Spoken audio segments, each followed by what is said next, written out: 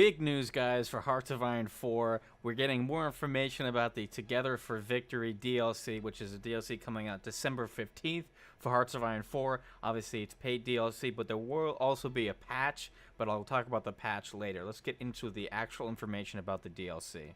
Now, this DLC focuses on the Commonwealth, which is basically Great Britain at the top, and you have all those other countries underneath it, like New Zealand, Austria, India, Canada, all those countries that are controlled by Great Britain. And what this DLC basically allows you to do is it gives you a much wider range of options to use, whether you are Great Britain controlling these countries or if you're playing as one of these countries like Canada or Australia, you have more options of how you interact with other countries along with Great Britain. Some new things you can do are such as, if you're Great Britain, you can use colonial troops from Australia or New Zealand or India or any of the countries that you control, as well as new skins for all these countries. So you get the Anzac-looking troops that were famous from their siege of Gallipoli. Paradox has also added 5 new skill trees for 5 new Commonwealth countries. These include New Zealand, Australia, India, South Africa, and Canada.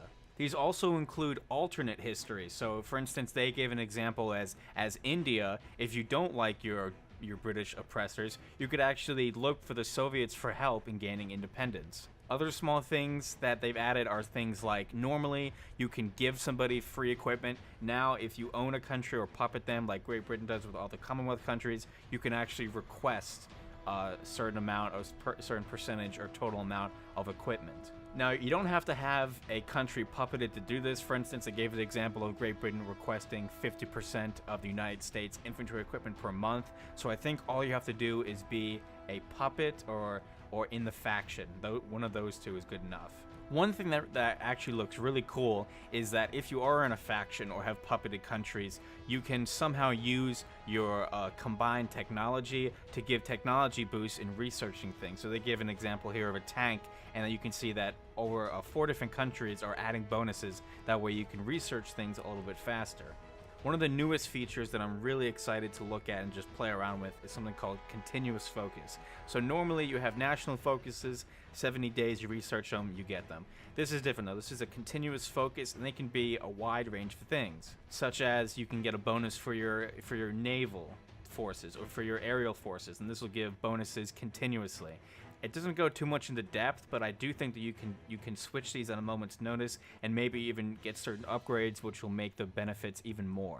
A quick change to the battlefield is a new offensive line called Spearhead. This is designed for your Blitzkrieg type units. I give an example of Rommel here, and it says that it will help you be able to break through lines quickly and to cut off and surround units like the actual Blitzkrieg had performed.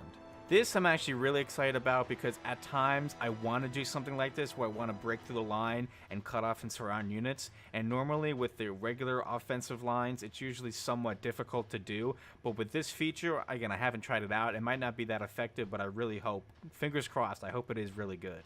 One of the last additions that is for me really good, and if anyone likes looking at numbers during a war or just number crunching, it adds a combat log, and if you want to look at exact numbers of every battle, everything about a battle, this is where you're going to do it. This is actually really helpful for someone like me because I want to know this information, and it's not just for land battles, it's also naval and air battles, but it also combines all 3 if you happen to have that type of battle. Well, not all 3, land and aerial battles at the same time, or naval and aerial battles at the same time. One cool aspect that they've added is when you assign units or infantry units to do things, or any units, they will now say something. They actually did some voice recording.